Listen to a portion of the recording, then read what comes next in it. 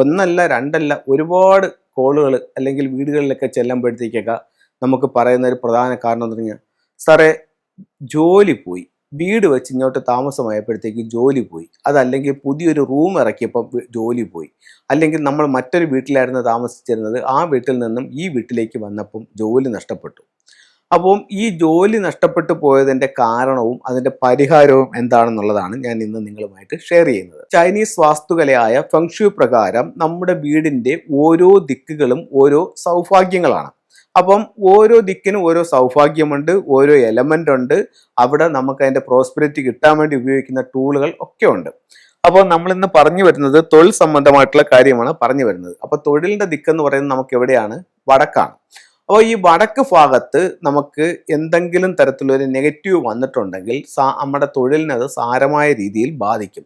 Negative എന്ന് വെച്ചാൽ എന്താണ് അവിടെ നെഗറ്റീവായിട്ട് വരാൻ സാധ്യത ഉള്ളതെന്ന് ചോദിച്ചാൽ, ഒന്ന്, അവിടെ ടോയ്ലറ്റ് വന്നു കഴിഞ്ഞാൽ തൊഴിൽ തടസ്സം ഉണ്ടാവും. രണ്ട്, അവിടെ കിച്ചൺ വന്നാലും തൊഴിൽ തടസ്സം ഉണ്ടാവും. മൂന്ന്, നമ്മളുടെ വീടിൻ്റെ നിർമ്മിതിയിൽ സ്ക്വയറോ റെക്ടാങ്കിൾ ഷേപ്പിലോ എടുക്കുമ്പോൾ വടക്ക് ഭാഗം നഷ്ടപ്പെട്ടു പോയിട്ടുണ്ടെങ്കിലും അവിടെ തൊഴിൽ സംബന്ധമായിട്ടുള്ള തടസ്സങ്ങൾക്ക് കാരണമാകും. അപ്പോൾ ഒരു കാരണവശാലും വടക്ക് ഭാഗം മലിനപ്പെടാൻ പാടില്ല. വടക്ക് മലിനപ്പെട്ടിട്ടുണ്ടോ തൊഴിലിൽ ഉറപ്പായിട്ടും നമുക്ക് ബുദ്ധിമുട്ടുകൾ അനുഭവപ്പെടാനുള്ള സാധ്യത വളരെ കൂടുതലാണ്. ഇത് ചൈനീസ് വാസ്തുകലയായ ഫെങ്ഷു പ്രകാരമാണ് ഞാൻ ഈ അറിവുകൾ നിങ്ങളുമായിട്ട് ഷെയർ ചെയ്യുന്നത്. ഇതൊന്നും എൻ്റേതായിട്ടുള്ള നിഗമനങ്ങളോ കണ്ടുപിടുത്തങ്ങളോ അല്ല. 5000-ഓളം വർഷം പഴക്കമുള്ള ചൈനീസ് വാസ്തുകലയായ ഫെങ്ഷുയുടെ ഓരോ നിയമങ്ങളും കാര്യങ്ങളുമാണ് നിങ്ങളുമായിട്ട് ഷെയർ ചെയ്യുന്നത്.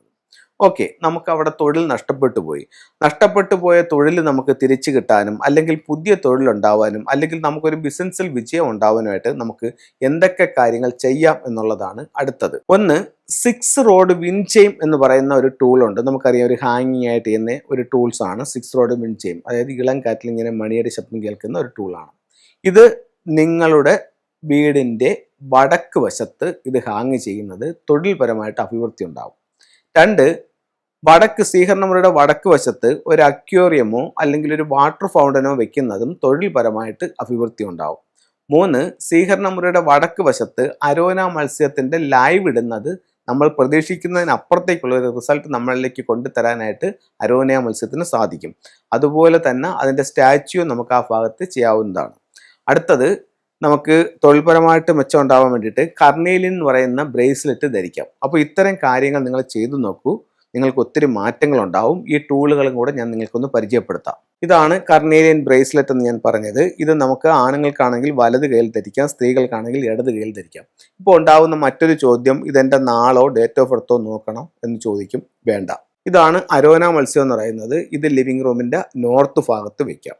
അപ്പോൾ ഇത്തരത്തിലുള്ള ടൂളുകൾ നിങ്ങൾ ഉപയോഗിച്ച് നോക്കൂ. ഇതിൻ്റെ പോസിറ്റീവ് ആയിട്ടുള്ളൊരു എനർജി നിങ്ങൾ അനുഭവിച്ചറിയൂ. എല്ലാവർക്കും എല്ലാ ഐശ്വര്യങ്ങളും ഉണ്ടാവട്ടെ എന്ന് പ്രാർത്ഥിച്ചുകൊണ്ട് നിർത്തുന്നു. നന്ദി, നമസ്കാരം.